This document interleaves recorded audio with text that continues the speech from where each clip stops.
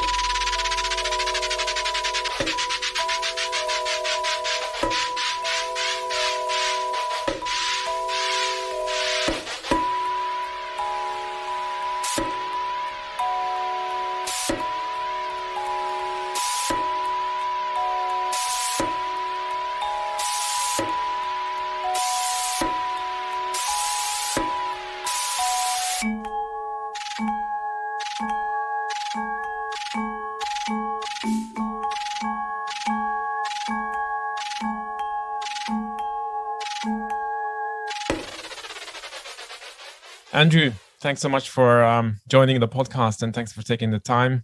Looking very much forward to speaking to you.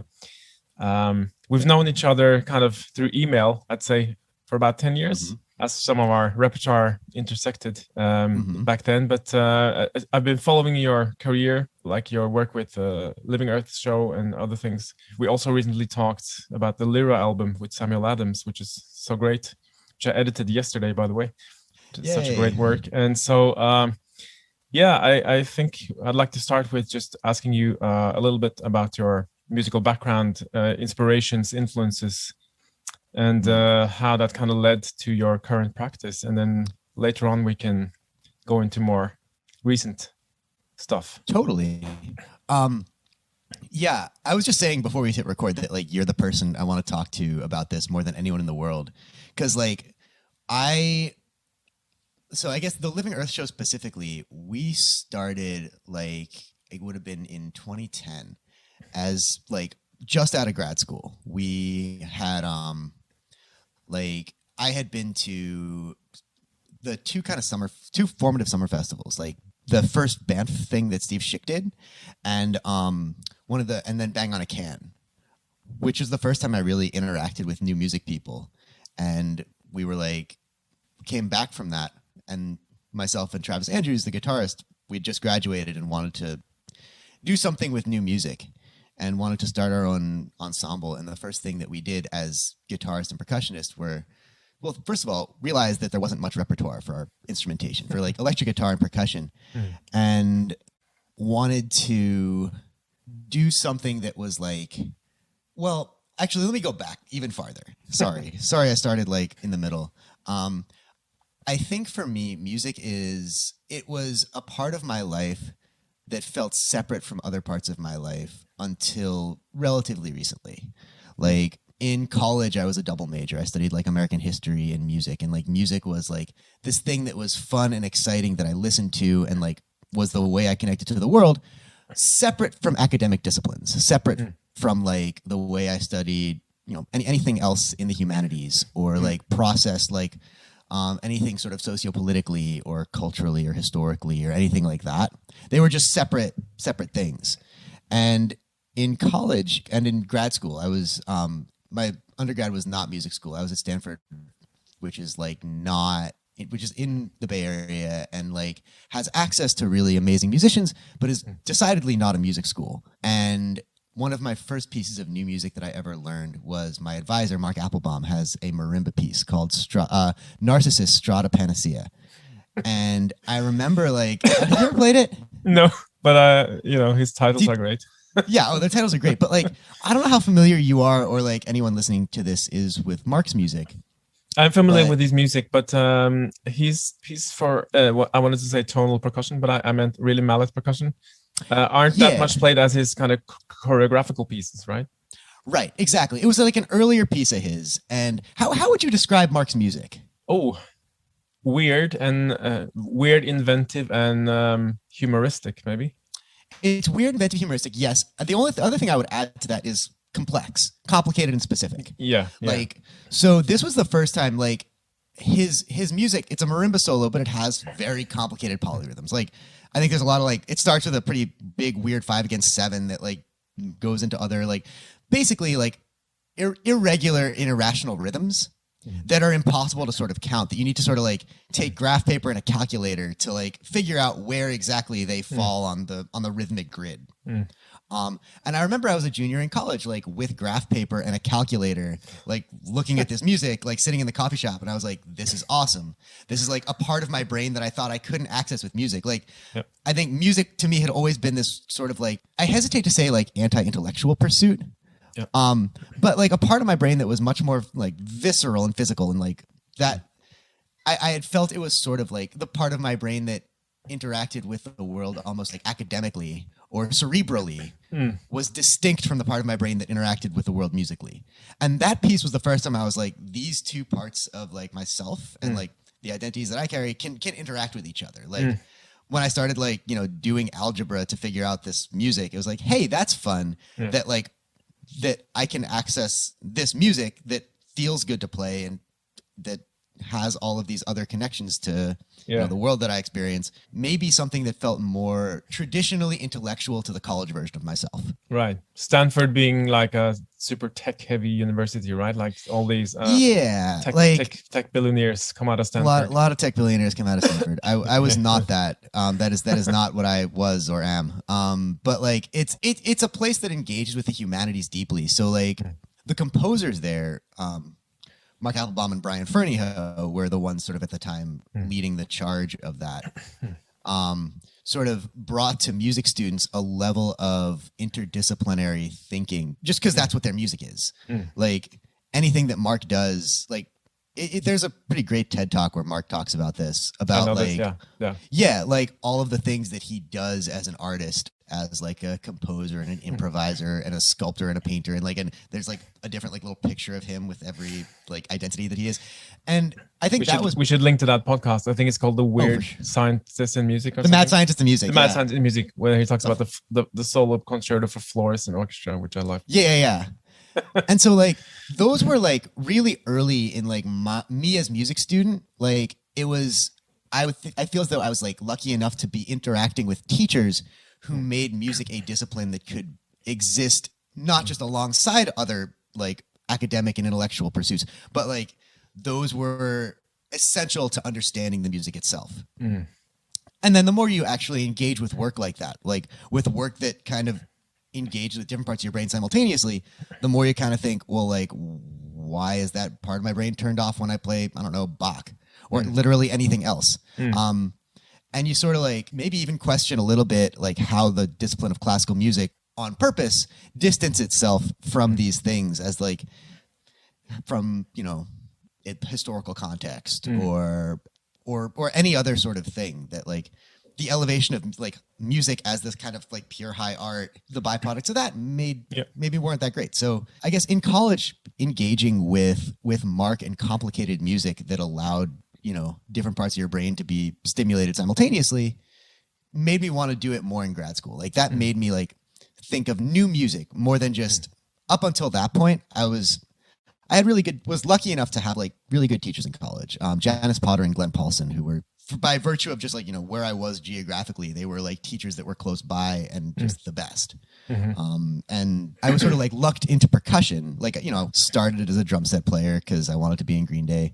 And then like, just my middle school and my high school, like randomly had great music programs, that sort of like far outpaced the schools themselves. And if you're in that position, you can just like, a teacher will sort of bump you from, oh, you're interested in drum set. Why don't you look at this classical music? Why don't you look at this, you know, percussion ensemble repertoire? Why don't you play the marimba, whatever? And kind of followed that path pretty normally, I think, as most like percussion students do, until I got to college and was interacting with music that was weird and outside of maybe the traditional canon of percussion rep. Yeah. But this is like the least linear narrative. I'm so sorry. This is great. Everywhere. Okay, great. But you chose a rather, I mean, your duo with Travis Andrews. First of all, like you said, you have to establish all the repertoire. And I think you mentioned in our previous talk that you have, out of the whatever, 80, 100, 90, 100 pieces you have in your rep, one was written before and not written for you. Right. Okay. Which says something about the kind of working ethos and how much you put into that. And I know you also play many of those pieces, perhaps all of them, by heart. Yeah. Which is an insane amount of work. And so please, sure. How could you make life easier for yourself? God. Well, okay. So I guess the other thing, so I like went to grad school after kind of like discovering new music via Mark Applebaum, really. And like discovered their Bone Alphabet. Just sort of like chanced upon it. And I think like the only thing I knew about it, well, the two things I knew about it was like Brian was an old professor where I used to go to school. And then like, it was like famously hard. And there was something about that I think like, I don't know if I have a lot of thoughts on like all of this. Like, I think a lot of just in general, to a quick Brian Fernyhough thing. I mean, the idea is it's on the page almost unplayably complex, right? The rhythms are designed to be like what's that like threatening notation, like Twitter feed of just like, you know, screenshots of scores that just look horrifying. I think like, I feel like Brian Fernyhough invented that genre of scores that look intimidating, like taking notation to its farthest possible, you know, logical conclusion. Certainly one of the figures, probably of that generation, like born in the 40s. Yeah, there were others, but taking it to like a dead end, sort of. Yeah, I think I was invigorated by the fact that it looked and like people were like, oh, that looks hard. And I don't know if there's sort of like a misplaced machismo to that. I've talked to other people about like sort of the gendered nature of that kind of like, oh, that's hard, I'm gonna do it. Like I can play the Fernyhough, which is like a culture in percussion studios and like the percussion community that like merits double clicking on. Like, that's not great. Like, that's destructive to a lot of people. I mean, and it's also like how I learned to play percussion and how I learned to memorize music, right? Like, I spent a year learning bone alphabet, had no business playing it, but in the process, like, because it's so complicated and complex, you need to develop your own tools for tackling it and engaging with it. And like, you use those tools in everything you do. Exactly. So, and also that once you do that, once you get through that sort of piece, like there's a before and after, you never have to struggle with those rhythms again, right? That's at least my experience. You can you get it. You don't have to calculate the 13/9 ever until you play the next piece. Yeah, but then you get the language. Which brings us to so in grad school, after playing bone alphabet, I like looked at. I was like, that's when I went to like Band from Bang on a Can and was for the first time learned new music as a real musical discipline. Because I was at the conservatory in San Francisco for grad school, which is fantastic and also has gotten very different since I was there. But I studied with Jack Van Giem, who's a fantastic percussionist and in every possible way. But it's really not a new music school. Like it was a hardcore orchestral and marimba school.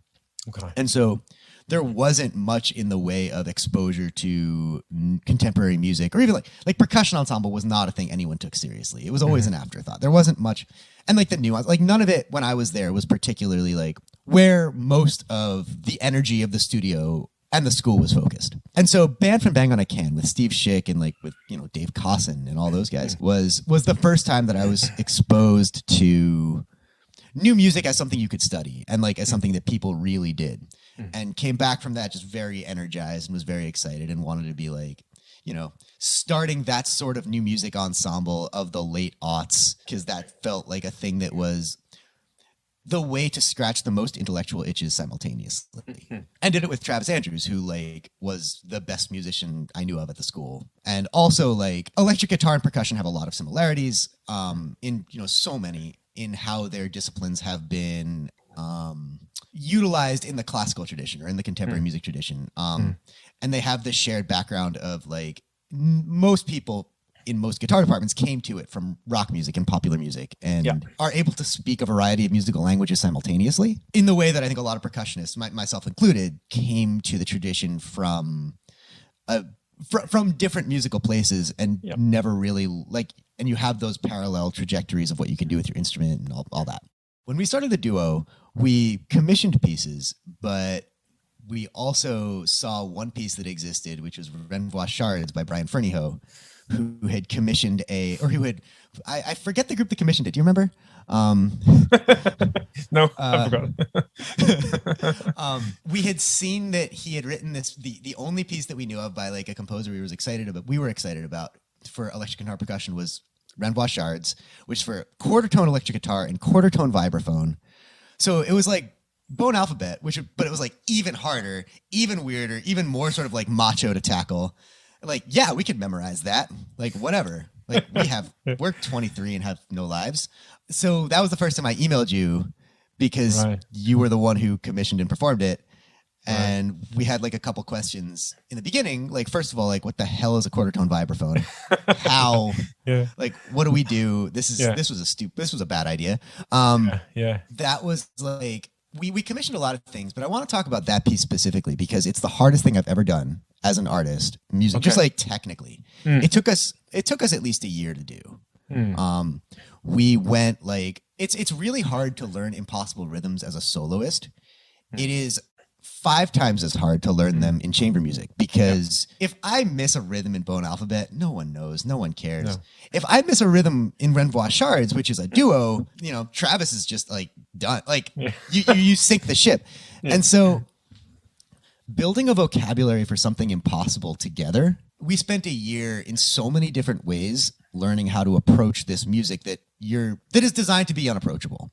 It's designed to be impenetrable. It's designed to be like, it sounds cool, but like it's designed to be a challenge and almost like, masochistic.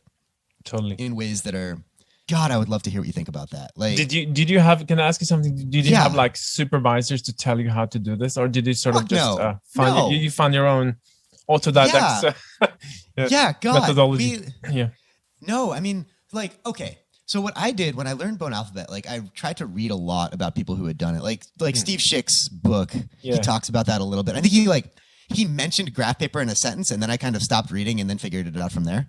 Right. Because it's also rhythms. It's not impossible to No. It's just difficult and time consuming. I think there are quite a few approaches lurking around, and the graph paper one is certainly one. And I also heard another colleague, Ross Carr, he did it with he figured out that in Microsoft Word there is a sort of graphic spacing that you can put all the rhythms in. I never tried that, but I decided to skip all the math when I learned bone alphabet, and I put it in Finale in a notation program so that I could listen back.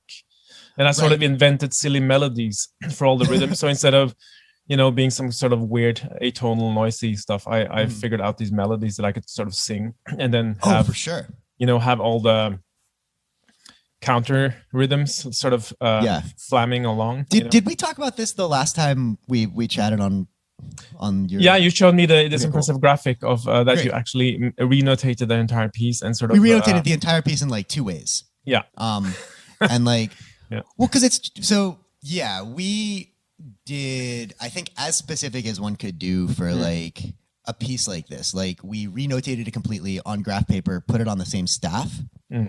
So we could see exactly where our individual rhythms lined up with each other, where moments of unison existed, and used sort of different size. We used a lot of various tracing tools to change the size of the circles to do the dynamics and all that stuff. And then we sort of memorized it by assigning a variety of memory palace techniques. Did you this might be interesting to students or whatever listening. Did you you learned a line or a bar or a phrase, and then tomorrow you just repeat that and add another line? Did it go very systematically about? Because you can't possibly you can't prepare 5 pages and then you start practicing. Right. So how did you? Okay. So the first thing we did was renotated the entire piece, and we could sort of, because on the page actually it's pretty for all the people listening who are going to play Renvois Shards, there's every several measures there's a tempo change. Yeah. And so it's a pretty logical phrase groupings. There's 52 of them. And so we basically learned 52 individual pieces. And we gave each one of those maybe 5 to 10 second things. Once it was very specifically notated, we knew what it was, a person object action. So we assigned, this sounds like our friend whoever doing this horrible thing in this place. And we made each of those 52 things, people, object, action things. We assigned it and then placed them geographically around the San Francisco Conservatory. And so the piece is us walking through. So this is a memory technique from the theater, say, or, people who memorize text to do that kind of thing. Yeah. Exactly. Yeah. Yeah. But, to do that, you have to there is a level of rote practicing to be to associate this music with, or these sounds with this very sticky image in your head. And as chamber music, when you're doing that collaboratively, you have talked about every single note. Why does this note sound like this person doing this thing? Where does it fall? And also it's easier for Travis a little bit to record things than me, because it's his electric guitar can go into things digitally. Yeah. So he made a full Robo Travis that's exactly to the metronome, exactly, and we placed every note very specifically so we could practice to that together. Nice. But so this took a year. We memorized it. It was fun. We played it all the time. Hey, was it worth it to you? Quite openly, we didn't spend a year doing Renvois Shards. I don't think it was worth it in terms of I'm being very honest now, right? Maybe too honest. Let them have it. To me, Renvois Shard wasn't that a rewarding experience as learning bone alphabet. It was some years later. I think I learned bone alphabet around 2006, 7, 8 maybe. The point being, it was such a groundbreaking experience because every bar is unsurmountable. Is that a word? Yeah, insurmountable. Yeah. Absolutely. Yeah. And it was very, very applicable to this. And you put so much into it. And at the end, you have this piece that lasts for, 10, 11 minutes. And it's sort of probably the world couldn't care less whether you play. It sounds like some sort of weird improvisation. But the amount of personal victories along the way is very significant and very important for your own kind of, I would say it's more important for your personal development than for your musical development, maybe. So in some ways, I don't think playing the piece kind of changes the world. but it's probably up there with those pieces like Sapfa or, you know, those kind of high caliber pieces that you have to invest so much time and just personal energy and effort, and also psychology of surviving your own struggles. In that sense, it's worth it.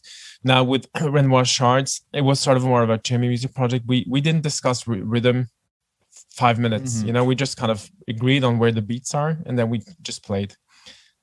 You know, and like I said, I think I learned it by memory without even trying to. I sort of practiced it so much on these lives. At some point, it was kind of just there. I didn't try specifically to memorize it, right? Like you guys did, and we also didn't perform it by memory. We had scores and everything. But by then, I was already. I think my personal interest in enthusiasm for this kind of new complexity music. I had also played other pieces by other composers. Was kind of declining, and the reason for that, I think, is that after you've done a handful of those pieces, I don't see where the challenges are leading you, like artistically, right? Ethically, even like, you know, what do you mean by ethically? I mean, I don't like the idea that we're sort of imprisoned in our practice cells for months and months on end just to play some bars of music that somebody wrote. I mean, I get the point. You can write me, you know, whatever complex music you want, but for me, it has a price of, you know, time and effort. And so I don't want to go through that. Then I rather improvise something, you know, at the end, when I kind of learned the language. I can do it in the chamber piece, but I didn't feel the necessity to add one more such piece in my solo repertoire, for instance. You know, oh, just give me one more, you know, Bone Alphabet 2, or, you know, some Stefan Malcolm or something. Even bonier alphabets. You know, it's a kind of a dead end. And I think also that's a little bit baked into the aesthetics that my Pro Tools crashed, of course. That wait, save it. It's supposed to kind of be the absolute high point of notation, where things kind of are so saturated and so dense that it doesn't make sense to under, you know, the image of the Baroque music where it gets so full of ornaments that that it kind of breaks its own neck by the weight of the what's the word, the deer when it has the antlers. What's the word? Antlers, the horns or whatever. When it gets so heavy and so ornamented that it's sort of it's not able to sustain to keep the neck up. I think that's sort of an image that applies to new complexity, that it isn't sustainable in a sort of, and it's certainly not in a professional world of, you know, you have to learn music, you have to perform it rather quickly. Maybe that's a problem of the scene itself, but it's certainly not sustainable for you to spend like 12 months for every piece you play. And you know, we can also talk about economics maybe, but that's a little more mundane. But that certainly also applies here, I think, to, you know, if you were to spend a year for every chamber music piece or every duo you learned, then you know, you wouldn't have a career. Then you would work at McDonald's, right? And that's what I mean by ethically, maybe. Yeah. Well, okay. So is your Pro Tools back? Because I have a lot of follow-up questions. It's on and off, but yeah, please go. Okay, cool. Yeah. Well, it's so interesting to hear you talk about that, because like you to me are like sort of the foremost interpreter of that music. Really? Like, or one of them. I mean, you like, for me, like as I was learning Renoir Shards, I mean, it was your piece and your recording, and like all of those things were like Asa Misa Masa is like very foremost interpreters of that repertoire. Right. We invested a lot in that. Yeah. And for me, it's interesting because we came to it a little later, like after it was like there was, we you know, we didn't commission anything. Well, okay, well, I'll maybe, but like that wasn't really our scene. We approached that scene as like something from the culture that was like, if we do this thing that's hard, that will show people that we are a good, real ensemble. Right. Which has that part. Yeah, definitely. This kind of classical virtuoso, although the classical virtuosity, yes. A little awkward virtuosity, but yes, for sure. For sure. Like nothing can be taken for granted. And that's also built into the aesthetics. This kind of, there are no licks that are sort of, it's idiomatic, but it's not like something you would typically impulsively or intuitively come up with. And I think that's the whole point of the notation, that he wants to kind of break down every little atom of instrumental virtuosity and sort of build it back up. It's not something you can sort of, you know, like a blues scale or something that you can sort of riff on. Right. It's interesting. Like it's God, there's so many ways I could go with this. Like, as the first piece that we learned of chamber music together, or one of them, because we had commissioned a couple other things, but this was the one that like really, you know, we did a big fundraising thing to like get a quarter tone vibraphone, because that doesn't exist. Like, we like learned to be an ensemble and built a language for, like, the one thing I'll say about that is after you learn that piece, after you memorize that piece, you can like memorize anything. Yes. Because it's hard in the old school way. Yeah. Well, it's hard in so many different ways for so many different reasons. Doing that felt extremely academic and intellectual. Yes. Like, so we learned so much about like, how are we going to approach like the pieces that we do now, even like we use techniques that we built doing that. Yeah. But there is something extremely problematic about the relationship between, the relationship between virtuosity and, you know, quote unquote virtuosity and like artistic merit. Yes. And access and inclusivity and all the sort of things like that. Music does a great job of keeping people out on purpose. Yes. So many people are kept out on purpose when, you know, by this music, right? Like just in like Renegade Shards is a fantastic example. It's an instrument that nobody has. And no one has real, outside of like academic institutions, real time to learn economically. We did not recoup on that investment directly. Right. Yeah, but like, it's a sort of, it has this, I remember talking to Steve when I actually went to UCSD to sort of just jump off the hamster wheel of my everyday life, like in Oslo at the time. It's sort of just to stand in a practice cell and just learn bar by bar, because it's such like in a sense, autistic side to it, that you just have to walk in every day and just do the work. And if you were to like do a million jobs and have a gig there and a gig there, you would sort of lose that flow, that chain of thought. Yeah. Well, so actually, like, this is something too for us. Like, we spent like a year learning this, and then a year learning Ken Ueno's piece that was harder. That was silly. God, that was a weird couple years. But like, I think about this a lot. If Travis and I lived in New York, we would not be doing this for sure. Right. Like San Francisco is a lovely, amazing artistic community, but it's not like a gigging town for new music. Like, there's not as many, it's not as vibrant of a live music scene as other cultural hubs. Right. And so we were able to like, you know, teach and, you know, have other side things while focusing on a piece a year. But we actually did a lot of other pieces while we did those. It wasn't like the only focus, but like we had time to really like bake our ensemble for the first 3-4 years. And then fundamentally, like, well, what are we doing? Why are we doing this? Right. Which is like where things actually got to where they are. Like, I think that we had some pretty like fundamental reckonings after learning a lot of very traditionally difficult chamber music, a lot of traditionally quote unquote virtuosic things. Right. Almost like virtuosic for the sake of being virtuosic almost. Yeah. To make a statement as a young ensemble, you sort of, you do those things. Yeah. Although the memory work we did, it's kind of perverse. It's extremely difficult. And let me ask you about that. So when did you decide to do all from the beginning? Okay, from the beginning. That was our first. We're an ensemble and we don't read music. Yeah. I saw Travis play like his graduate recital from memory, and nobody in the percussion studio had to memorize anything ever. And like, it was so much better. It was so good. It was like the best recital I'd seen ever. Yeah. And for me, it's also like, if I memorize a thing, will I play it better? Yes. Yeah, for sure. And so like, born, I think, of a lot of just insecurity that guides most of the things that I do in my life. Like, I think in the first couple of years of like being a quote unquote professional musician, like I wasn't uncomfortable like charging people money for me to play unless I was like, could go on stage saying like, you know what, I have worked as hard as I possibly could on this. Like, I could not have worked harder to make this happen. So like, if I, you know, miss a note, whatever, but like, I worked as hard as I could to make this as good as I could. So like, I've reached the limits of my personal capacity to do this. Yeah. Which again, like, should musicians be like, should that be the educational sort of like, is that where people should be pushed or sort of culturally drawn to? What, I don't know. I think that's a very, very good question. And I have a kind of follow-up question, if you wouldn't mind. Please.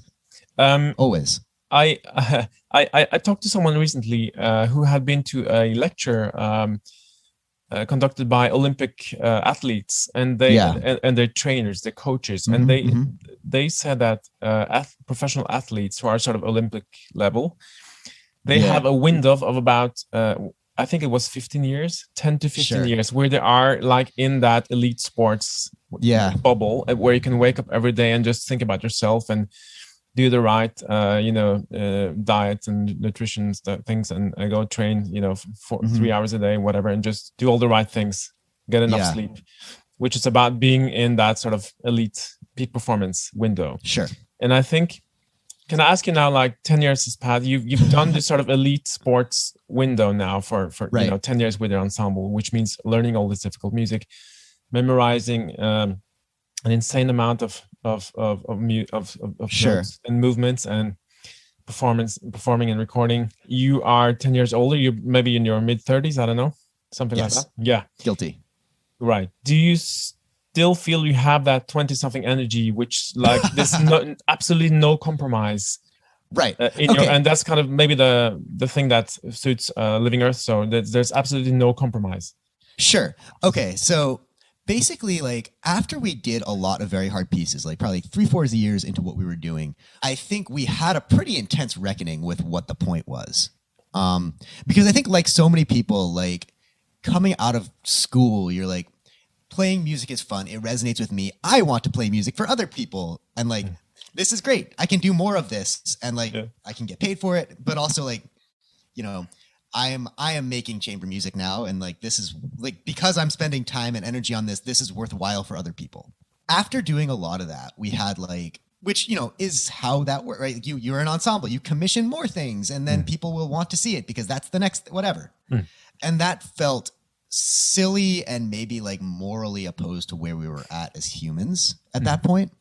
And so like, 3-4 years in, the fundamental question guiding what we did changed pretty radically. And rather than being like, how can we be like the thing people want to see, like an ensemble that like, how can we sort of like justify the fact that we're on stage and like asking people to like come see us play music? Like that felt like a really selfish question and like irrelevant question. And like what the question became was, we have this toolbox, this artistic toolbox, and like how can that be used, well, generally to make the world suck less, but like how can we be of service to artists who are making things that we feel are essential in the world? And that there's a lot of different ways that people can make things that we think are essential to the world. Like if we believe that art is and music are necessary to a functioning society, right? If that's one guiding principle, if another is that the marketplace will not support the art that deserves to be supported, if those two things are true simultaneously, then it became less about like, this is fun, I want to be a professional musician, I'm going to be on stage, which I don't care. Right. Like truly I could, that's fine. But like, if I can be like a tool in the service of artists who are making things that I think are essential in the world, that's worth kind of spending all the time, energy, and effort that I have in the service of something that really does feel like it's bigger than me and Travis. I think having that be a guiding principle. And then once you decide to do that, it is essential that you do that uncompromisingly. That like that, it's not about like, oh, this piece is learned for the next gig, I gotta, do this for whatever. Right. It's like, no, this is an artistic vision that you have that I support fully. Right. And like, it's a different kind of responsibility that I feel as an artist to someone that I believe is, essential to the world, realizing their vision. Like that'll motivate me to do a ton of stupid things.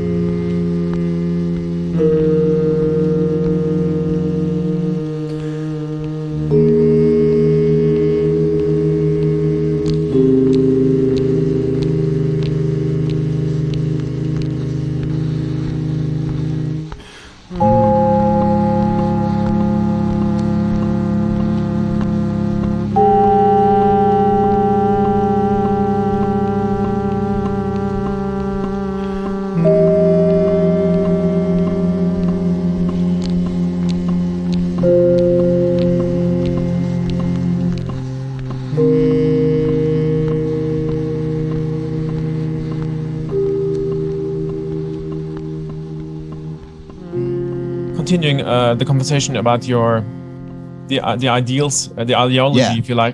Bring it on. High artistic goals you define as an ensemble. And looking a bit forward, where do you see the next steps are going in terms of where are those new artistic goals, and how do they keep changing? You recently released 2 albums on your own label, and one of which is sort of an ambient, and another one which is sort of a melancholic, hour-long, beautiful suite of some kind, consisting of, 20 pieces. And so maybe you can talk about those in terms of realizing new artistic visions, and then also looking a bit forward, what do you dream of next in terms of next commissions or whatever artistic? For sure. Okay, so one of the things that we did this year as an organization was start a record label in-house called Earthy Records. And it seems like, the more we get involved in like professional music, the more like we're forced to zoom out on the structures that put it into the world, and the infrastructure and the culture that allows music to go from like a composer's head to a listener's ears. Because in so many ways, those structures are charged and sometimes toxic and sometimes illogical in terms of like how to best foster the best work. In classical music, recordings are so often an afterthought or like a performance capture because they don't make money, which is silly in a field that's a nonprofit sector.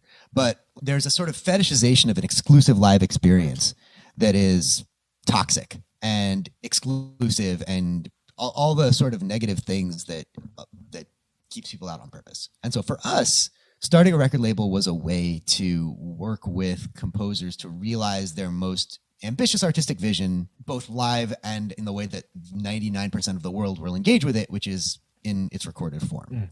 So we've been spending like everything we commission now, we commission as a it's going to be a live production, and it's also going to be an album, and designed for those 2 things simultaneously from the get-go. That's another thing that's changed. Sorry, like there's like a big sort of step between like the pre-break and now.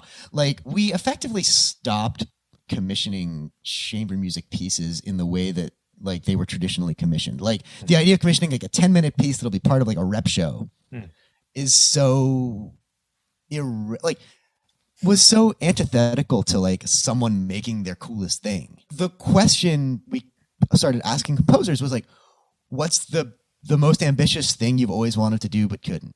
Like, if you had, if you had full control over every element of the creative and sort of generative and presentational process, what's the thing you would make in your dream world? And those were never like 10-minute pieces that would go on a recital. They were like Raven Chacon writing a piece that we did in Sutro Baths, like where you're like amplifying the water.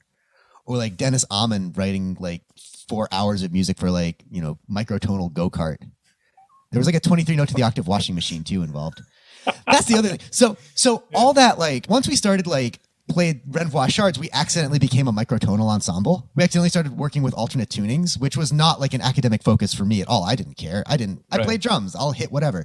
But like, we started to work with composers outside of the Western tradition, or working in opposition to it, or working outside of like the traditional ways we think about tonality and harmony. And so that was like a part of our lives, and that's just another parameter we could deal with.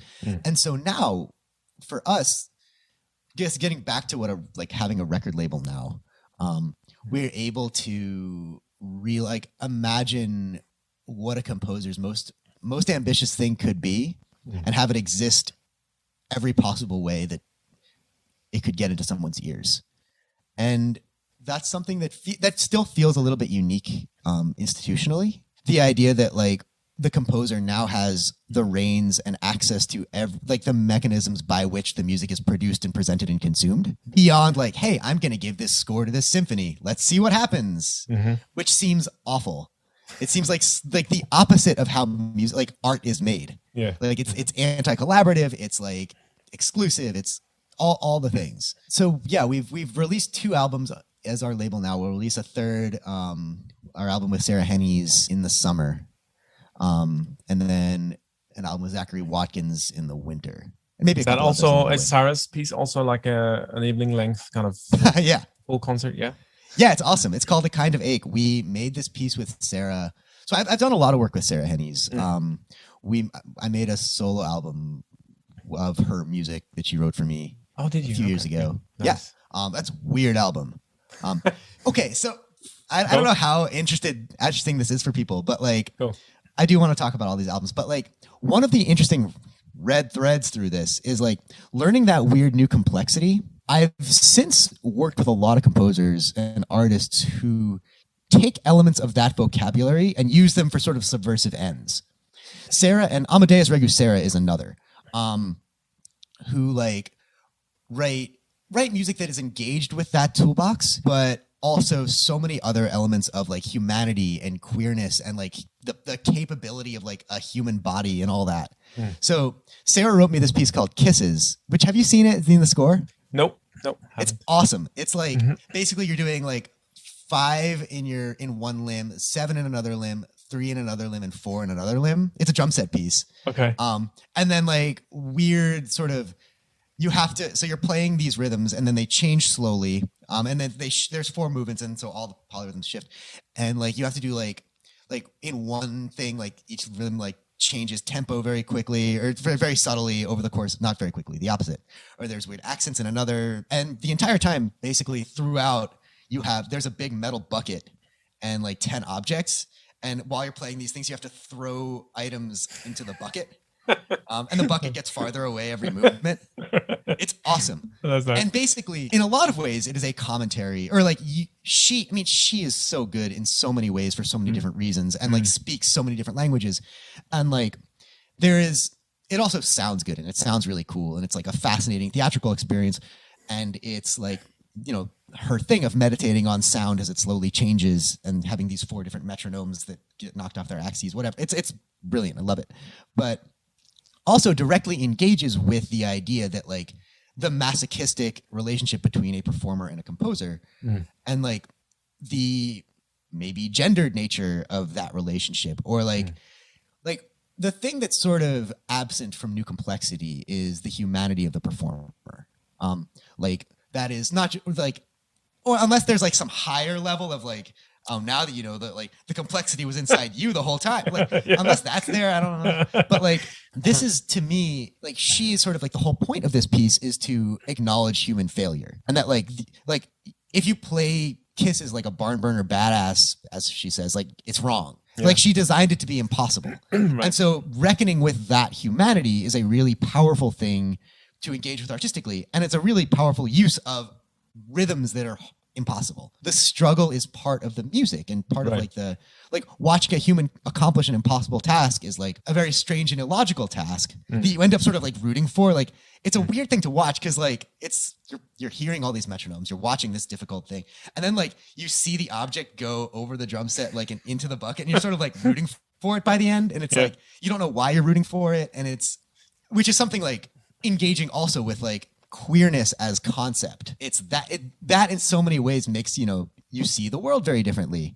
And you see like, you know, humanity and like your things like dysphoria and things like normativity and pieces like that kind of get you there. Like they tell the story of those things better than words can. Like they show rather than tell so many elements of what it means to be a human.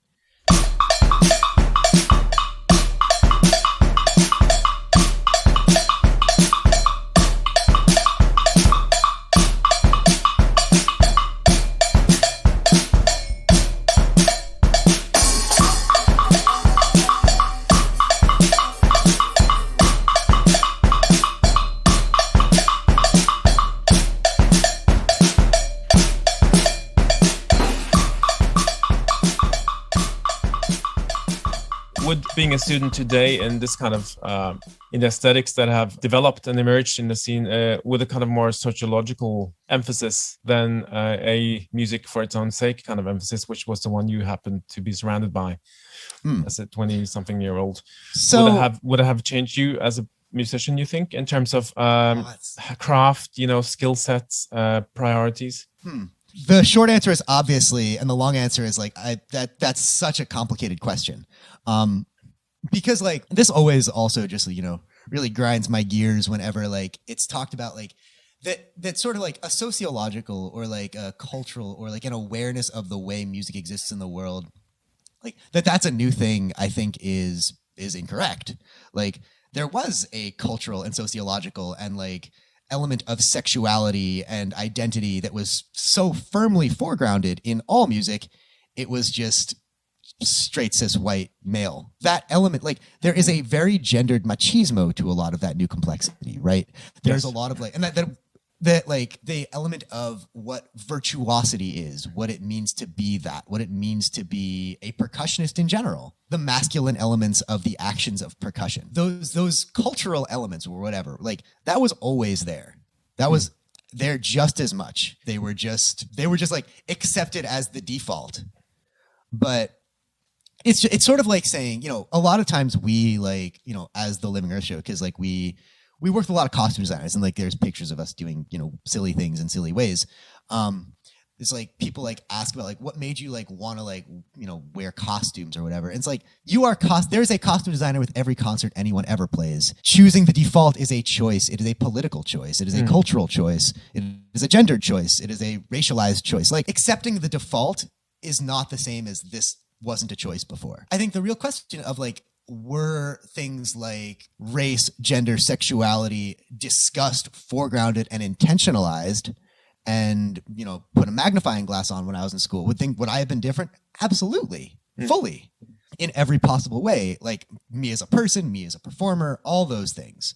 You know, the idea that I would have engaged with who I was as a human a lot differently if I had sort of seen myself in art, in like the art and the culture and the practice, then I could have engaged with myself. Right. There's like, when you perform as sort of the traditionally classical automaton, there is an archetype that you are becoming. And that archetype is not pure music. That archetype is racialized and gendered and sexualized and all those, like for any parameter is not you, and it's not most people, because that archetype is not like a true thing that exists often, or that exists absent of a spectrum of like what humanity is. Like you're going to be invisibilizing yourself in some capacity. And so if that was part of a discussion when I was in school, I have no idea, because like, I don't know what I'd be doing now, or I don't know how I'd be different now, because a lot of the artistic choices I've been made have been in opposition to that. Right, exactly. And so are you in touch with the department today, and you know if that has changed, or do you lecture on these things? Or oh, for sure. Yeah. I think it's slowly changing. You know, the San Francisco Conservatory is doing kind of great work around being allowing music to exist in a lot of different ways, and like the spectrum of what's possible. It's interesting too, because a lot of the work and a lot of people I work with are like my age and older, and also work. Do you know Amadeus Regusera's music at all? No. It's so good. It's so good. Yep. Yeah.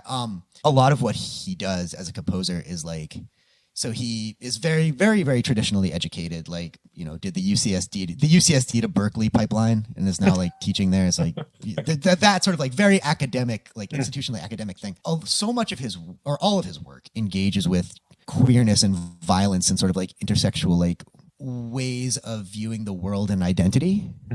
And, you know, race, gender, sexuality, and humanity in general are all sort of like baked into these things, and his own relationship to all of them. The language that he has to express that is like this weird kind of French modernism. So like watching him like work this out and explore these extremely human things with this extremely like this language that's designed to keep that out. That tension in his music is the coolest thing.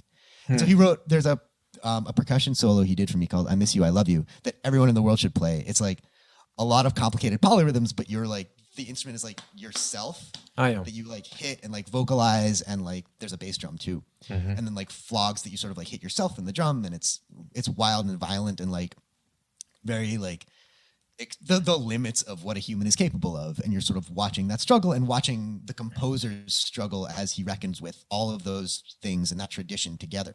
I would love to see more people play this piece, because like it really did test like the limits of it's the limits of me as intellectual performer, in the same way that Kisses did, the Sarah Henry's piece, but also the limits of me as human. like physically and just like what you're comfortable with on a stage and why. When I get in the bed with the woman, they call me the great artiste. Hey, hold a minute. What do they call you in America? The cocksucker.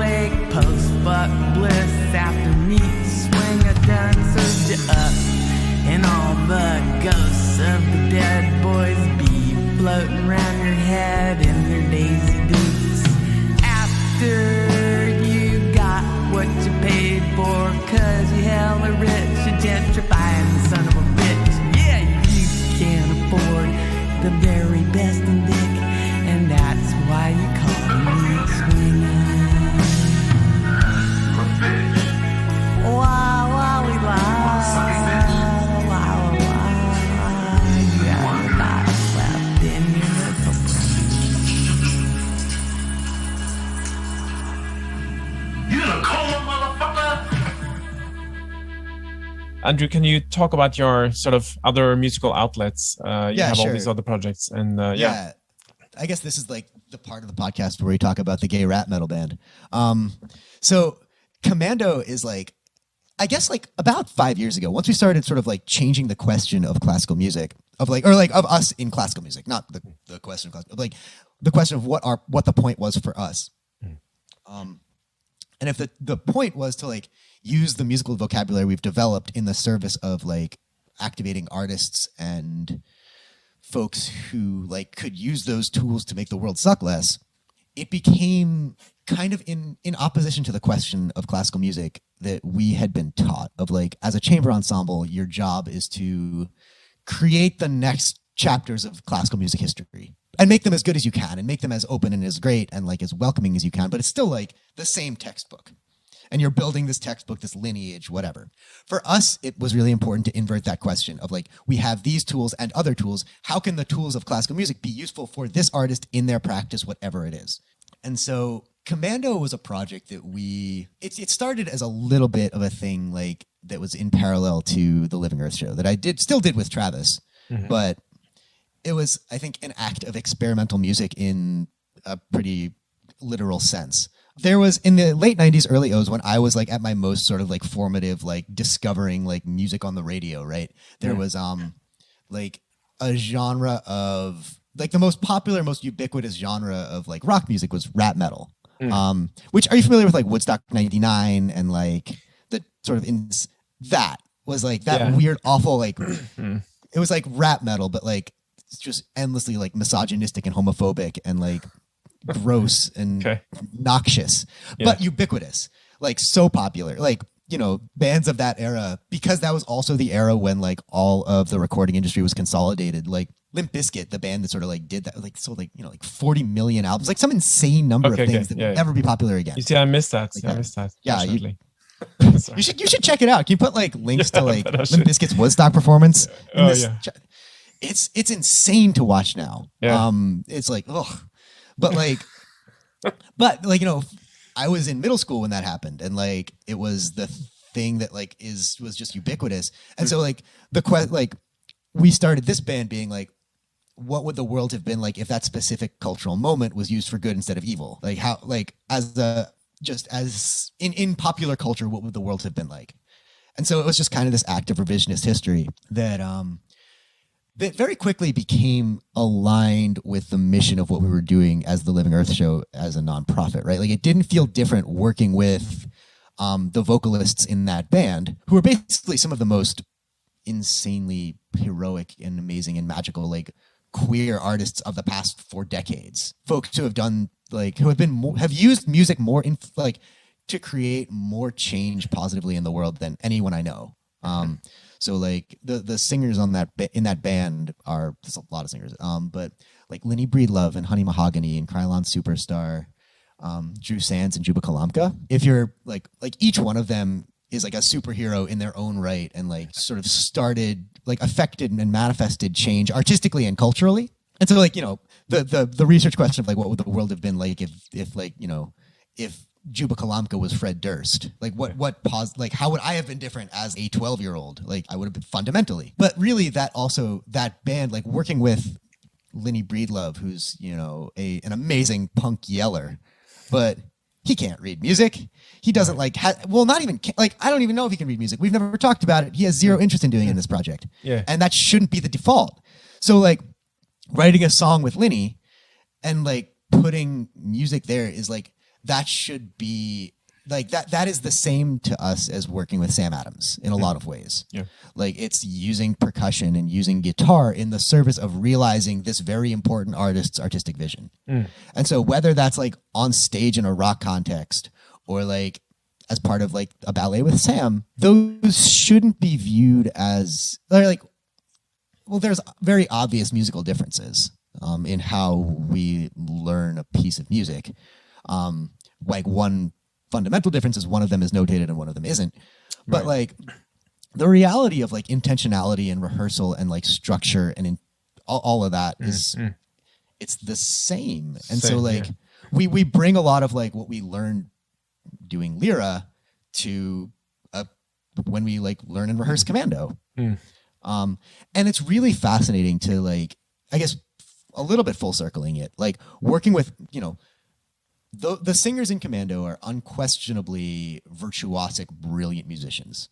And like they, you know, having not experienced music school in the way that I did, like learn and rehearse and approach that process extremely differently.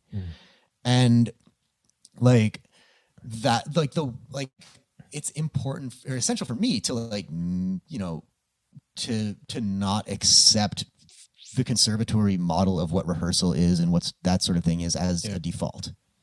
And that's been like a struggle for me in that project specifically, is like, you know, I think just like I have such a, like having, you know, academically learned music for so long, I have such a way of what it means to do it right. And letting go of that is, you know, difficult in the way that unlearning anything is difficult. Yep. Building a structure for what a rehearsal is and what like learning music in general is. Yeah. It's the anti-Fernie-Ho in every possible way. So it's bringing that to a different context is like, there's friction that's fun.